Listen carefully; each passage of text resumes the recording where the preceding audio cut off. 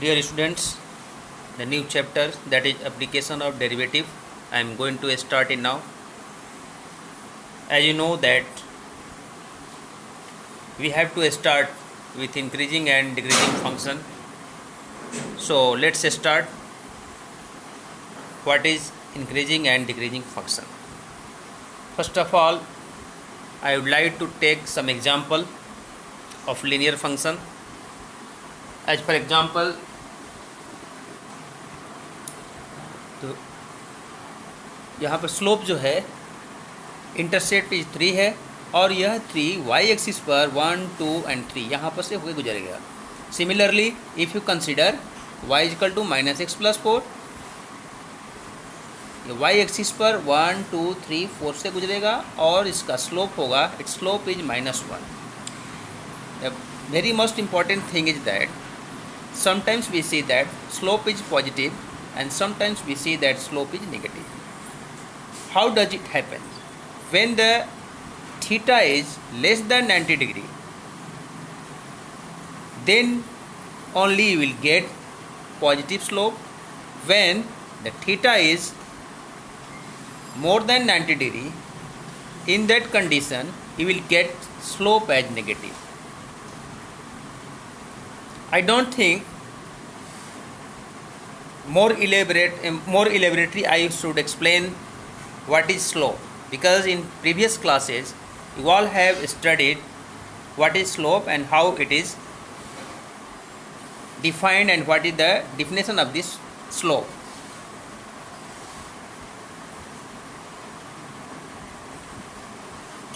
When we talk about slope, then only we consider only tan theta,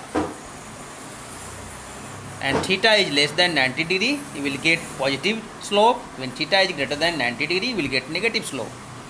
When theta is equal to 90 degree, slope of function is not defined, because tan 90 degree is infinity, that is not defined.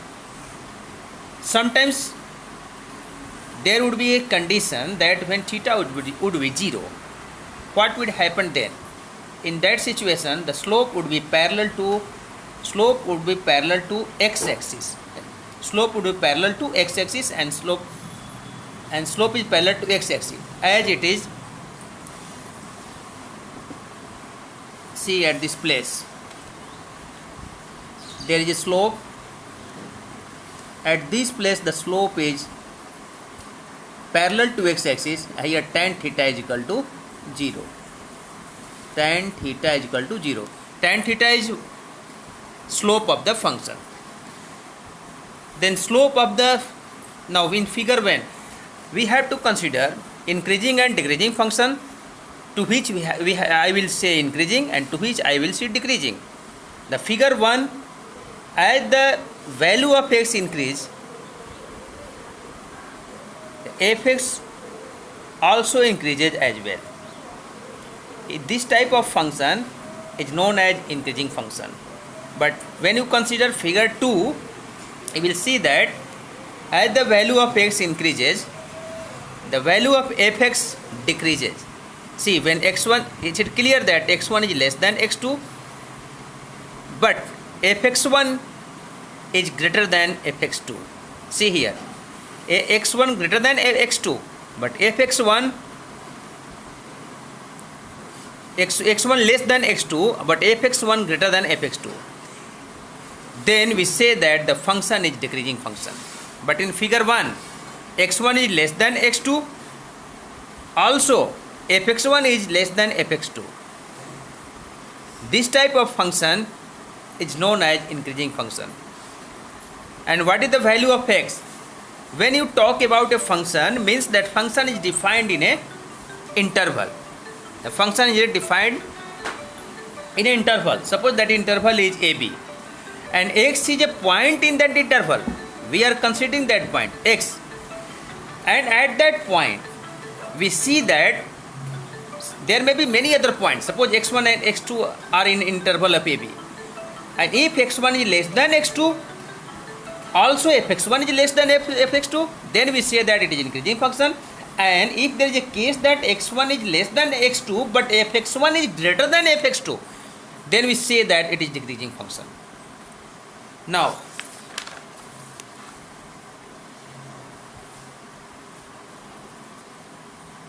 there is another type of function, that is figure 3. We see here that the function is increasing from this point to this point, and from this point to this point. This is not increasing. This type of function here, this is behave like a constant function, and from this point, suppose this point is A, this point is B, from A to B there is no increase, and from B to C function also start to increase. What we see here? Here we see that in previous example we have seen that when x1 is less than x2, then also fx1 is less than fx2, then we say that it is increasing function. But what would happen if x1 is less than x2, if x1 is less than x2 but fx1 is equal to fx2? Here see, x1 is less than x2 but fx1 is equal to fx2. This is also increasing function. So conclusion is that a function is increasing in a given interval. I've already told you, if anybody talk about a function, then that function should be defined in an interval. Suppose that interval is I. In a given interval, if x1 is less than fx2 in interval, then fx1 less than is equal to fx2. How it comes here? You already seen in previous example. This is for when fx1 is less than fx2. In that condition is also increasing function, and if fx1 is fx2, also it is increasing function.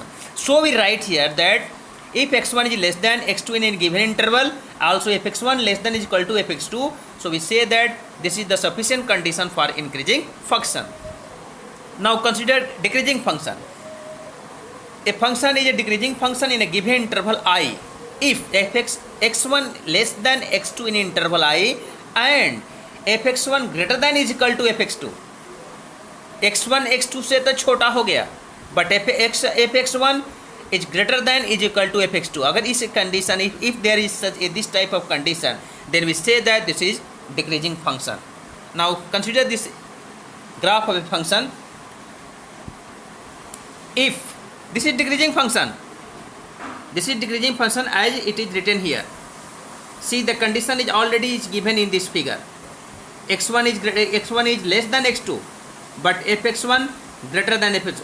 देखो ये fx1 मान x1, ये जो value fx1 का देगा, यहाँ पे मान लो fx1 आ गया, यहाँ पे वैल्यू तुम्हारा fx2 आ गया, तो क्या देख रहे हो? fx1 जो है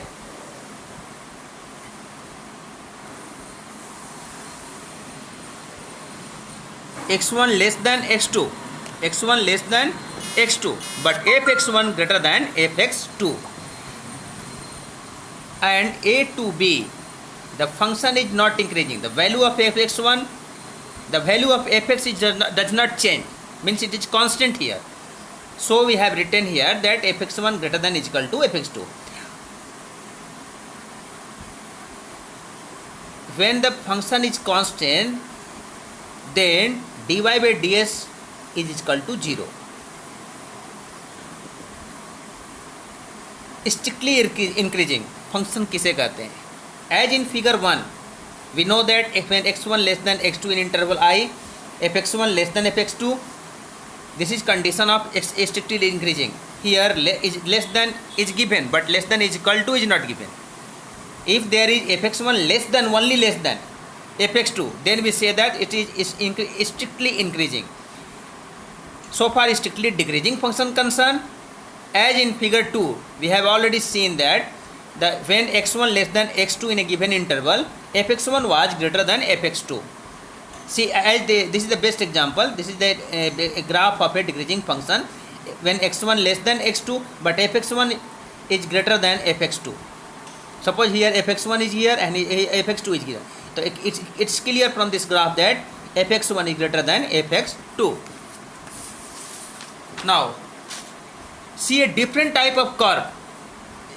By now we have considered only a graph of a function that was only a graph of a straight line, but there is another type that is very different type of function which will not be in form of a straight line.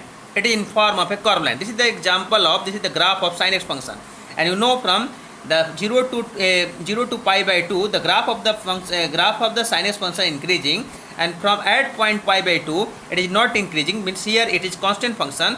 At this point dy by dx is equal to 0, and from this point to this point, suppose it is a b, from a to b it is decreasing function. It is decreasing function. The slope of the function is negative. This is increasing function, means slope of the function is positive, and at this point this is constant function, means the slope of the dy by dx is equal to 0. When I say that it is a increasing function, means dy by ds is always greater than 0. When it is constant function, then dy by ds is equal to 0, and when it is decreasing function, then it is dy by ds less than 0. What we observe here, in the given interval 0 to pi by 2, slope is positive, so function is increasing in the interval. Means somebody say that, tell me whether this function is increasing or decreasing. Then you will ask in what interval you are considering, you are asking in which interval we have to take. If you consider 0 to pi by 2, then I will say that it is increasing function. If you are pointing at pi by 2 only, then it is constant function. And if you talking about from function a to b, what would be slope of a b? It is clearly that slope is negative, so this is decreasing function in the interval pi by 2 to pi. But from now question arises whether the function is increasing or decreasing. Then you have to ask in which interval it is 0 to pi by 2, it is increasing, pi by 2 to pi decreasing. But 0 to pi, it is neither increasing nor decreasing. Reason is that when you consider 0 to pi, it is neither increasing nor decreasing, because from 0 to pi by 2 it is increasing. At point pi by 2 it is not neither increasing nor decreasing. It is constant here, and from a to b it is decreasing. So if I say you to tell about nature of the function from 0 to pi interval, then you will say that it is neither increasing nor decreasing, not decreasing, neither increasing nor decreasing. Slope, what is slope? I am defining it here. Slope of a curve at a point, किसी भी point पर ही slope consider करते हो, क्योंकि curve कोई लोगे तो उस पर बहुत सारे स्लोप खींच सकते हैं, और उसमें क्या करना है, किसी एक पॉइंट पर भी स्लोप को कंसिडर करते हैं. तो slope of a curve at a point is equal to the tangent at that point of the curve. Clear? Slope of a curve, मान लो एक कर्व है तुम्हारा, ये कर्व है, तो यहाँ पर जो स्लोप होगा ना वह टेंजेंट होता है एक पॉइंट पर. मान लो पॉइंट ए है, ये पॉइंट ए है, तो ये कहेंगे यहाँ पर कि slope of a curve at a point is equal to the, ये किसके इक्वल होता है, the tangent at that point. वहाँ पर जो उस पॉइंट पर जो टेंजेंट खींचोगे, और वह टेंजेंट पॉजिटिव एक्सिस जो होता है उसके साथ एंटी क्लॉकवाइज जो एंगल बनाता है वही स्लोप होता है. अब इसके बाद है, ये कंसिडर करो, ये तुम्हारा slope of a curve at a point A is slope of B C.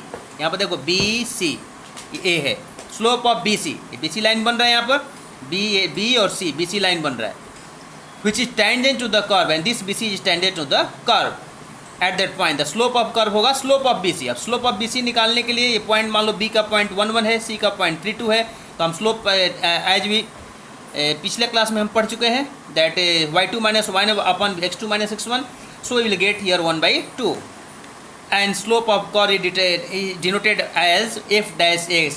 This is the slope of curve, that is f dash x or dy by dx, whatever you like to say, you will say f dash x is equal to 1/2 is equal to dy by dx. Here f dash x greater than is equal to greater than 0, so we can say that f dash greater than 0 for x is increasing, for x is in an interval. मैं पहले ही बताया था कि x जो है एक point है एक गिवन इंटरवल में, जिससे फंक्शन डिफाइंड है.